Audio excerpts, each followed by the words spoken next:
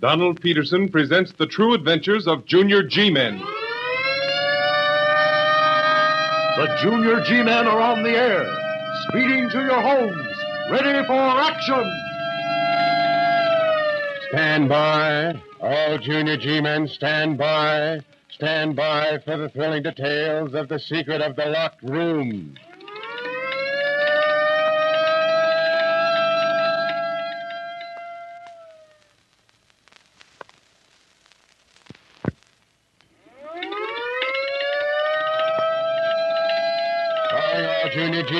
Calling all Junior G-Men. Stand by for report of Junior G-Man Bob Stewart concerning... The secret of the locked room. Report number 972 in 3 parts is given by Operator Bob Stewart of Wendover.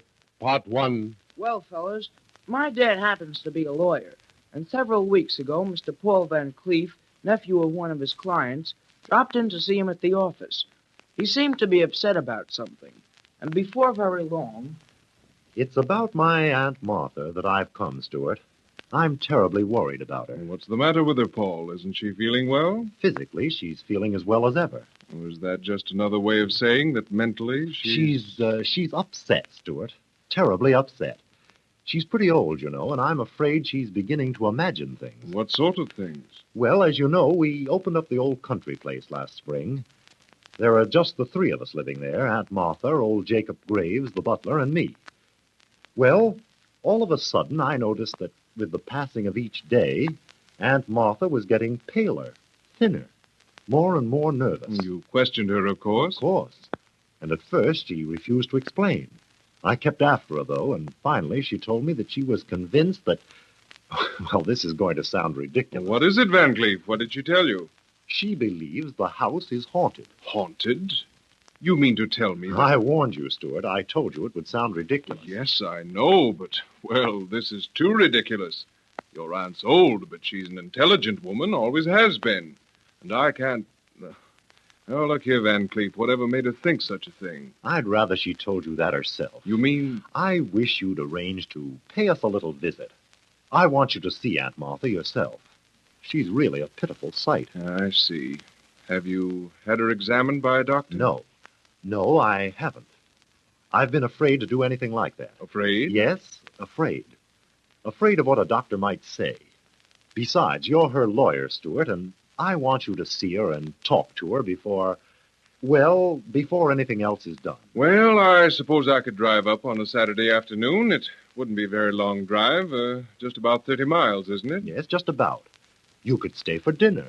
And then, after you've had a talk with her... Well, after I've had a talk with her, we'll have a little talk, and we'll see what we can do about getting her over this. Then you will come? Yes, I will, this Saturday. Good. The sooner you see her, the better I'll feel. The whole thing has... You don't suppose the Van Cleefs will mind my coming, do you, Dad? Oh, I hardly think so. Miss Van Cleef has always been very fond of children.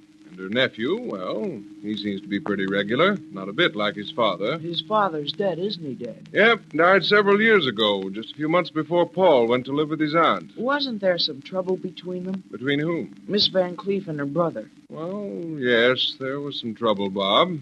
Miss Van Cleef and Paul's father never got along very well together. Why not?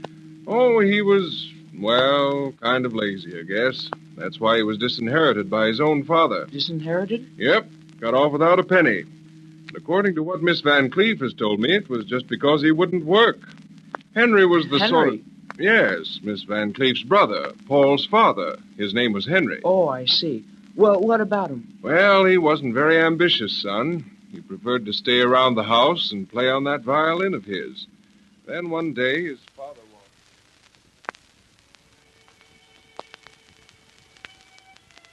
Henry! Henry, stop playing that violin and listen to me. That's better. Well, what do you want? I want to talk to you about your future. Again? Yes, again. But this time we're going to reach a decision. That'll be nice. Perhaps you won't think so after you've heard what I've got to say.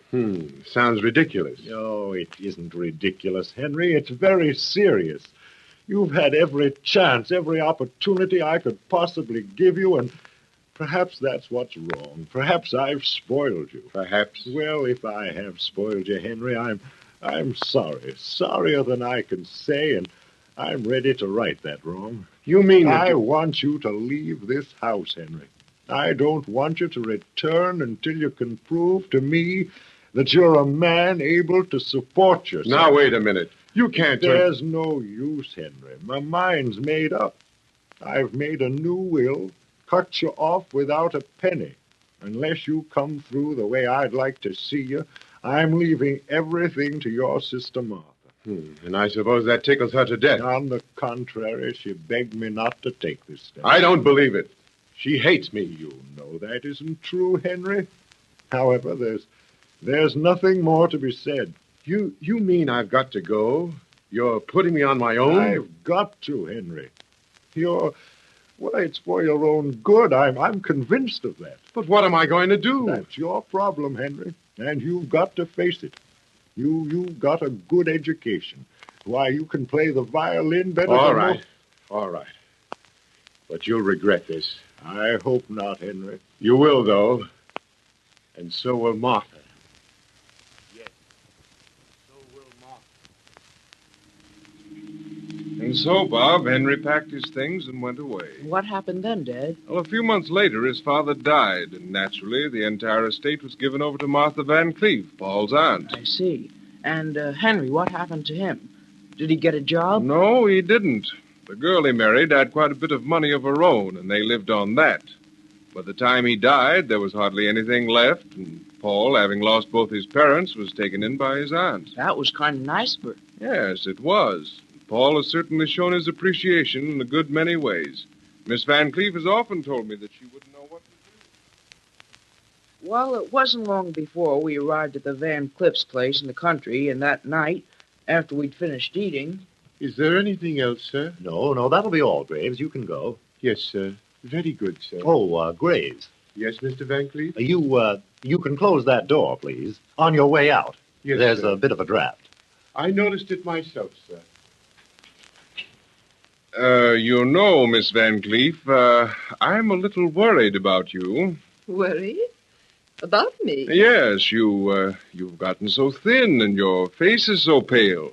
Aren't you feeling well? I'm all right. Quite all right. It's just that... Go on, Aunt Martha. Tell him. Perhaps Mr. Stewart will be able to give some sort of explanation. I'm afraid not. Won't you let me try? Go on, Aunt Martha. Tell him. You'll think I'm crazy. Oh, that's ridiculous. He won't think anything of the kind. Will you, Mr. Stewart? Of course not. You're sure? Quite sure. All right, then. I will tell you. This house is haunted Haunted? by the ghost of my dead brother, Henry, Paul's father. But that's impossible. It can't be You that... see, you don't believe me. And I knew you wouldn't. No one does. You all think I'm crazy. Now, please, Miss Van Cleef, wait a moment. Perhaps if you explained right from the beginning... You'd only laugh at me behind my back. No, I wouldn't. I'd try real hard to help you find a logical solution. Now, please, tell me all about it. When did this ghost of your dead brother first appear? He didn't appear. But I heard his voice. Just as plain as I hear yours. And I heard him playing, too. Playing? His violin. It was just a few weeks ago that it started. It was late at night, and I was alone in my room. The door was locked, and suddenly...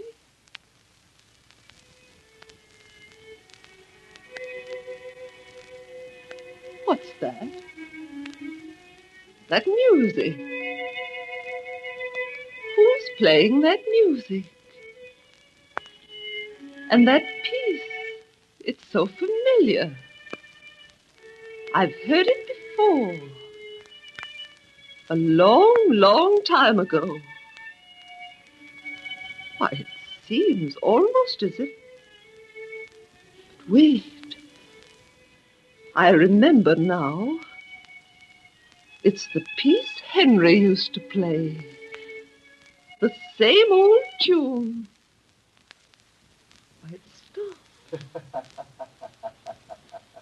Who's that? Who's that? Remember me, dear sister? Remember me? You call me sister. And your voice is... Henry! Henry, where are you? You turned my father against Oh, that's not true, Henry. That's not me. He true. left you everything and cut me off without a penny. Oh, it wasn't my fault, Henry. I didn't want him. You thought you'd gotten away with it, didn't you? That I'd forgotten all about it. Please don't remind me. I haven't forgotten, dear sister, and neither shall you.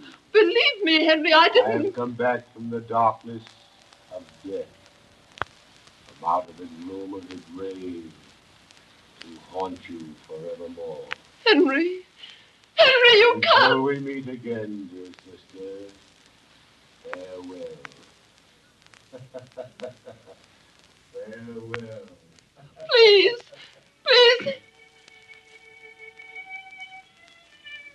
That music again. The same old tune. Gee whiz. That was the beginning.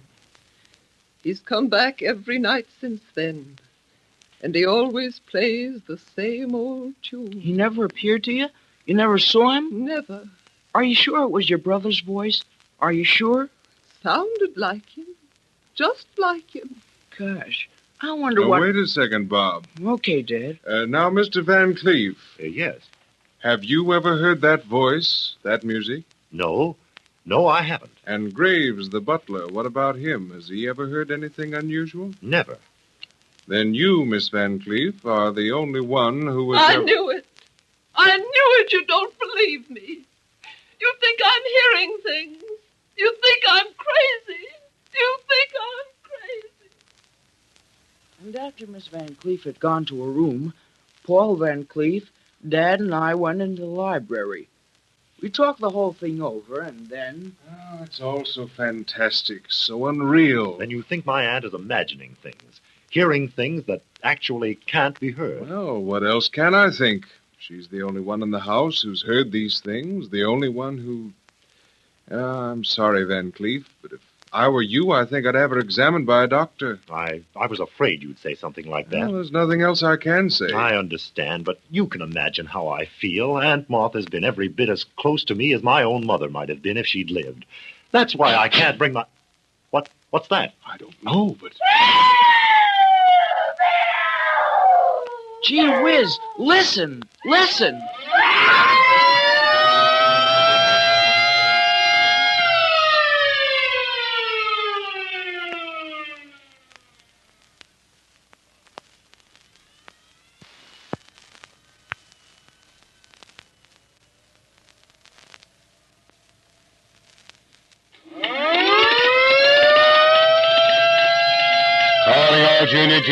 Calling all Junior G-men to report at once to points of duty.